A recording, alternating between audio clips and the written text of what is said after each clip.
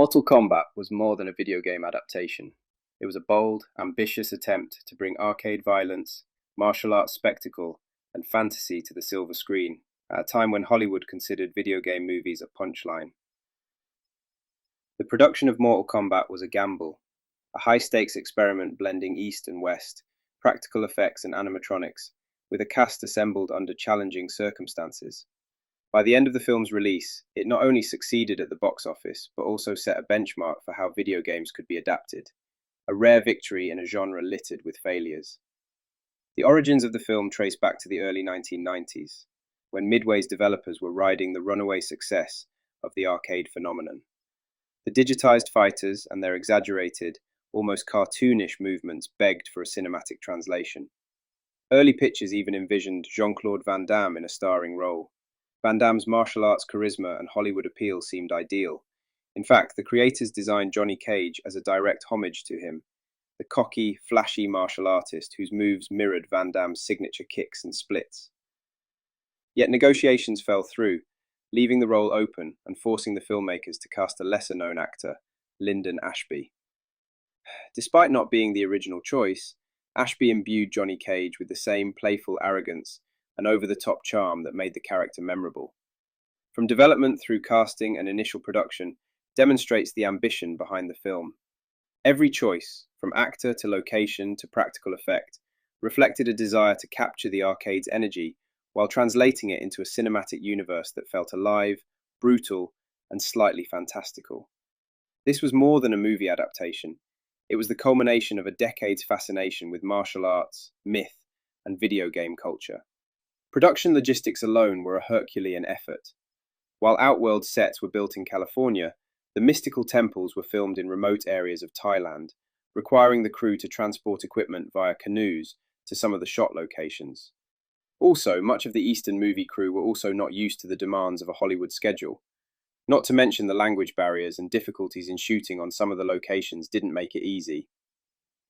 These logistical hurdles created a chaotic environment, yet somehow, the chaos translated into kinetic energy on screen. These challenges highlighted the film's devotion to realism and practical effects, giving the fights a feeling of spontaneity and uniqueness that CGI-heavy modern fight films often lack. Because let's be honest, the heart of Mortal Kombat was, without question, its fight sequences. Each battle was meticulously choreographed, blending martial arts authenticity with the exaggerated, larger-than-life energy fans expected from the arcade games. Casting throughout the film was a complicated affair. Robin Shou, who portrayed Liu Kang, emerged as the martial arts anchor of the film, embodying discipline and heroism amidst chaotic filming conditions. Trained in traditional martial arts, he pushed the limits of his body to deliver splits, high kicks, and precise strikes while performing under the new, grueling conditions of Hollywood, as this was his first American movie. Injuries were common. Shou suffered cracked ribs during fight sequences with Reptile, but pushed through to maintain authenticity. Meanwhile, the supporting cast faced last-minute adjustments, such as Bridget Wilson's, who played Sonya Blade.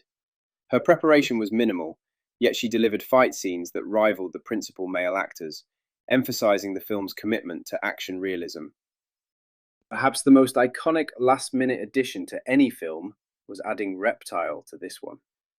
Originally absent from the script, the character was added after test screenings indicated that audiences wanted more fight variety. Without warning, show and stunt coordinators were thrown into new choreography with minimal rehearsal. The production team had to cobble together CGI and practical set pieces on the fly. It's quite ironic that this scene could be looked at the same way and Reptile's entrance into the first Mortal Kombat game, completely unexpected and hidden. It still hits the same after all these years when the legendary Steve Ritchie says, "Reptile." Then the beat comes in quickly, filled by the front flip drop kick to Liu Kang's chest. Perfect. Reptile's fight, born of chaos, became a fan favorite, proof that sometimes improvisation under pressure can yield cinematic gold. The fight sequences were a careful orchestration of human skill, mechanical ingenuity, improvisation, and sound design. Every punch, prop, and scream reflected the ambition of the filmmakers to translate a digital, violent arcade game into a cinematic experience that could stand on its own, appealing to fans and newcomers alike. Robin Shou combined martial arts precision with theatrical flair, his movements designed to resemble some of Liu Kang's special moves from the game, with his own twist. Cary Tagawa's Shang Tsung similarly embodied menace and style to create a villain who commanded the screen. Both Robin and Cary took their sequences to the edge. They kept pushing the intensity, and at some points actually agreed to really hit each other, as it would look much cooler on screen. Goro, the four-armed Shokan prince, was a triumph of animatronic engineering, and one of the most ambitious practical effects of the decade. Standing over 8 feet tall, the puppet required specialist arms to coordinate upper arms, whilst the stuntman controlled the lower arms and body. Hours were spent coaxing a single movement into perfection. Lyndon Ashby and Kenneth Edwards, who played Art Lean, had to improvise around Goro's limitations during their fight scenes, selling fear and impact despite the machine's occasional glitches. On screen, Goro's presence is imposing and terrifying. Behind the camera, it was a constant battle between art and technology. The constraints of a PG-13 rating influenced the film's choreography and visual style. The Mortal Kombat arcade games were infamous for their graphic fatalities, but New Line executives were adamant that the film remain accessible to younger audiences. Blood and gore were minimized, and most fatal moves were suggested rather than explicitly shown. Despite these restrictions, the creative team used camera angles, lighting, and actor reactions to imply violence, keeping the fights tense and exciting while avoiding censorship. This careful balancing act allowed Mortal Kombat to appeal to a wider audience without sacrificing its roots in brutal combat. On-set anecdotes further reveal the intensity and unpredictability of the production. Actors frequently faced environmental hazards such as biting insects, sudden downpours, and sweltering heat.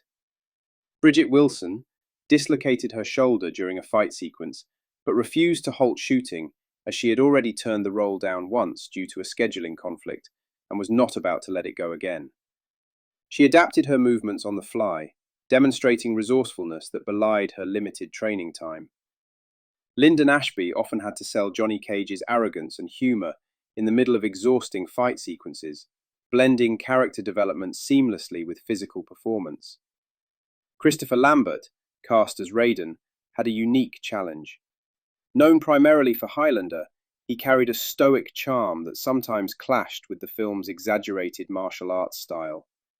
The role was famously turned down by legendary actor Sean Connery, and yet Lambert leaned into Raiden's divine, otherworldly presence, finding subtle humour in his own timing, while delivering lightning-powered punches with dramatic flair. In many ways, Raiden's performance anchored the movie more than Sean could have, providing a contrast to the over-the-top villains and giving the story a sense of gravitas. The real surprise came when the production couldn't afford to take him to Thailand for the action-heavy wide shots. Lambert was only contracted for a few weeks of close-ups in LA, and the studio planned to use a stand-in for the rest. Instead of accepting it, Lambert simply shrugged and said he'd go anyway. No extra pay, no negotiations. He believed the movie deserved authenticity, and Raiden needed to be Raiden in every frame. Cary Tagawa as Shang Tsung was unforgettable. I could never look at him without thinking that's Shang Tsung. He reprised his role again in Mortal Kombat Legacy Season 2 and in the Mortal Kombat 11 game. And with the recent reboot of the franchise, it would have been good to have him in there in some form. I know Chin Han is currently in the role, but maybe he could have lost his youth and Tagawa could have played an older Shang Tsung, like he did in MK Legacy. After all, he was old in the MK1 game and regained his youth in MK2. Unfortunately, he has recently passed away, and Mortal Kombat 2 is still being edited, so maybe they could give him the treatment they did in Man of Steel, having Christopher Reeve's face over Henry Cavill's face. I would be happy with just that. Sorry, I went off topic a bit there, but Cary Tagawa as Shang Tsung was just legendary. Fans still cite him as the definitive cinematic Shang Tsung, a villain whose presence dominated every frame he entered.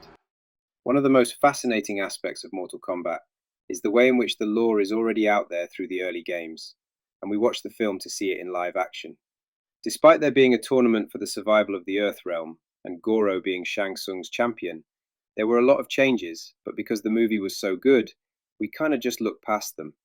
Like Scorpion's spear, it was never this homing missile of a creature, it was a skillfully manipulated rope dart.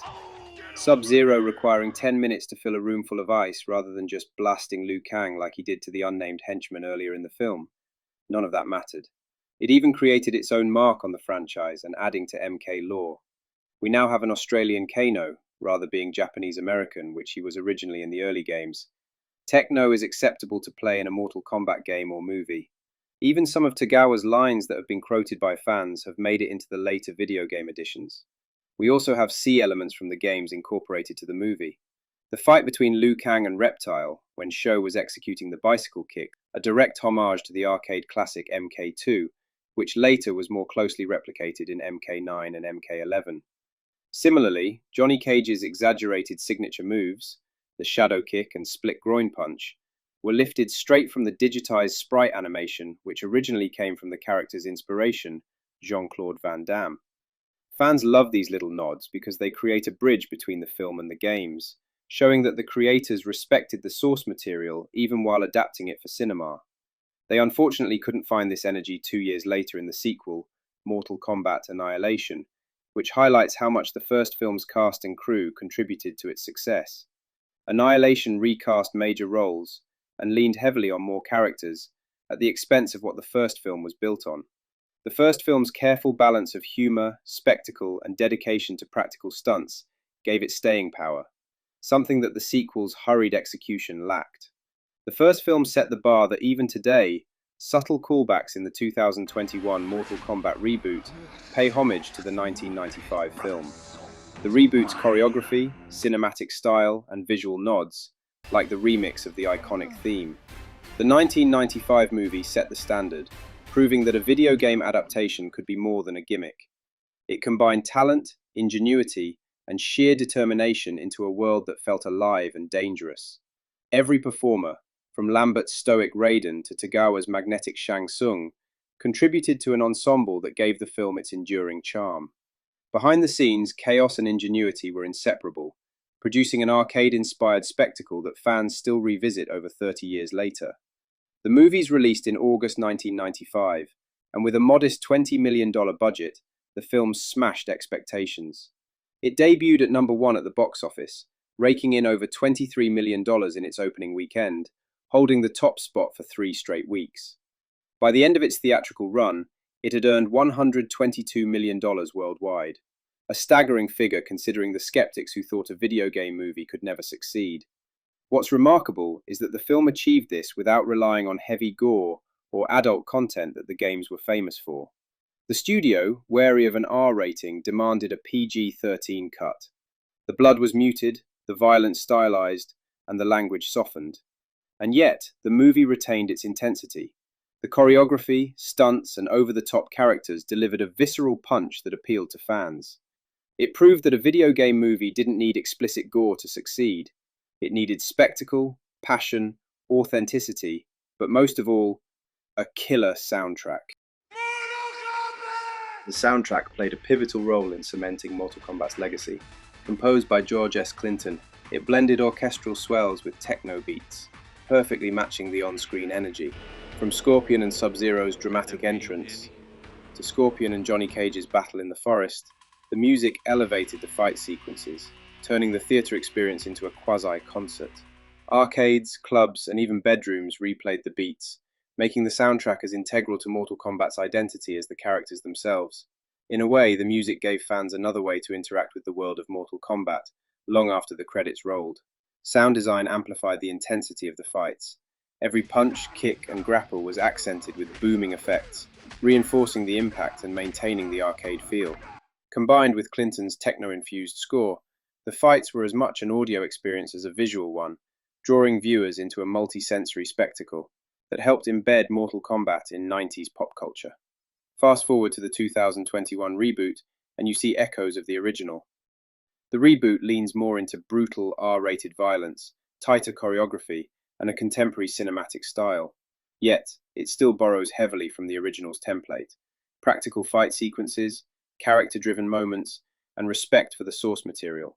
Even the techno-inspired fight energy is mirrored in the pacing and score. The original 1995 film set a precedent. Video game adaptations could be fun, visually striking, and narratively engaging without abandoning fan expectations. In many ways, Mortal Kombat's legacy isn't just its fights or characters, it's its resilience. Despite skeptics, behind-the-scenes obstacles, and studio pressures, it delivered a product that satisfied multiple audiences: gamers, martial arts fans, and general moviegoers. It demonstrated that adaptation wasn't about slavish fidelity. It was about capturing the spirit of the source material and elevating it through committed performances, inventive choreography, and careful world-building. Which it somehow did, because on paper, a fight movie based off a gore-filled video game with a techno soundtrack really shouldn't have worked. Even today, lines like "Get over here!" or moments like Scorpion's first fiery encounter live on in pop culture. References appear in memes, video essays, and even every reboot so far, showing that the first Mortal Kombat created a template for enduring appeal. For fans who grew up with arcades, the movie isn't just nostalgia, it's a benchmark, a reminder that a game could become a cinematic spectacle without losing its identity. Mortal Kombat was more than a box office hit. It was a cultural touchstone, a blueprint for video game films, and a high-energy testament to creativity under pressure. From music to martial arts, from Easter eggs to unexpected casting triumphs, the 1995 film remains a milestone in adaptation history, one that continues to influence every Mortal Kombat movie that follows.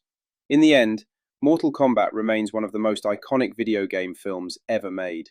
It's the rare adaptation that respects the source, embraces the fans, and doesn't apologize for being exactly what it is. If you enjoyed this recap, hit subscribe and let me know your favorite part of the film down in the comments. So until next time, finish him.